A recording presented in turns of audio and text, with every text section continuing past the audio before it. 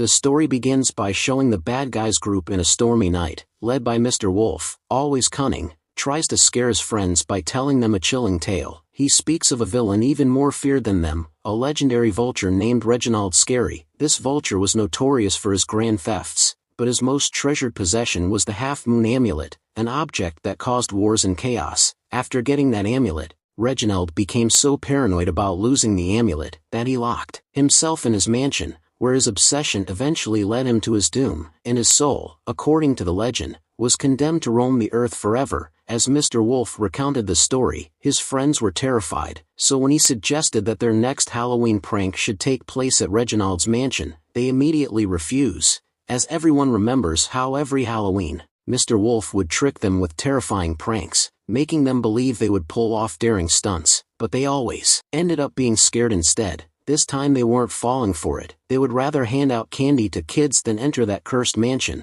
However, Mr. Wolf swears that this time it isn't a joke. Despite their doubts and fears, his friends reluctantly agree. As they arrive at the mansion, their fear grows with each step. The doors creak open on their own, lightning cracked across the sky, and the entire atmosphere was thick with a sense of danger. Trembling they step inside, but Mr. Wolf tries to calm them down. The house was dark, without internet, echoes bounce off the walls, and cobwebs hung from every corner. Despite their fear they start exploring. At one point Mr. Wolf turns on the lights, but suddenly a piano begins playing on its own, and strange noises echo through the house. The group was ready to flee, but Mr. Wolf reminded them that they are thieves not cowards, and they can't let their fear win. Then a secret door opens behind a bookshelf, the lights flickers, and a strange noise grows closer, and out of nowhere, a suit of armor charges at them, but Mr. Wolf, using his agility, manages to stop it. However, it was just an empty trap. As they venture deeper, they discover a hidden room containing the half-moon amulet. They quickly take it and prepare to leave,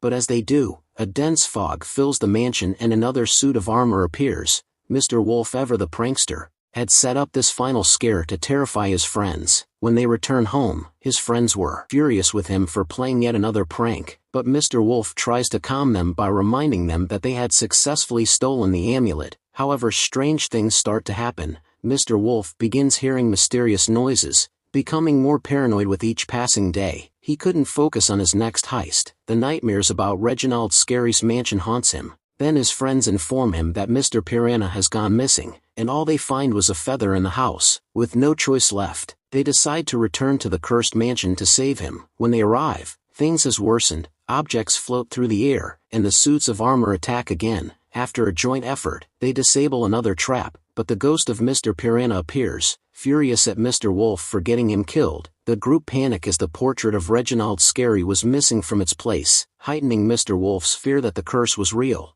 Determined to set things right, Mr. Wolf decides to return the amulet, but when he does, Reginald Scary himself appears. The vulture accuses Mr. Wolf of disrespecting his legend and breaking his oath, condemning him to suffer the consequences. Suddenly the mansion's walls gets filled with the ghosts of his friends, who surround him, telling him that he will be left alone and destroyed. Mr. Wolf, terrified and in disbelief, was ready to accept his fate. However, everything vanished in an instant. His friends appear laughing hysterically. It has all been an elaborate prank. To get back at him for his endless jokes, they have rigged the house with holograms and sound effects, driving Mr. Wolf to the brink of madness. Though he pretended to be angry, Mr. Wolf secretly admires their cleverness, but unable to resist, he plays one final joke by putting on the amulet and pretending to disintegrate, scaring everyone again. In the end, Mr. Wolf proves that he is still the master of pranks, leaving his friends frustrated but impressed. Despite their frustration, they acknowledge that Mr. Wolf would always be the king of tricks, and with this story comes to an end.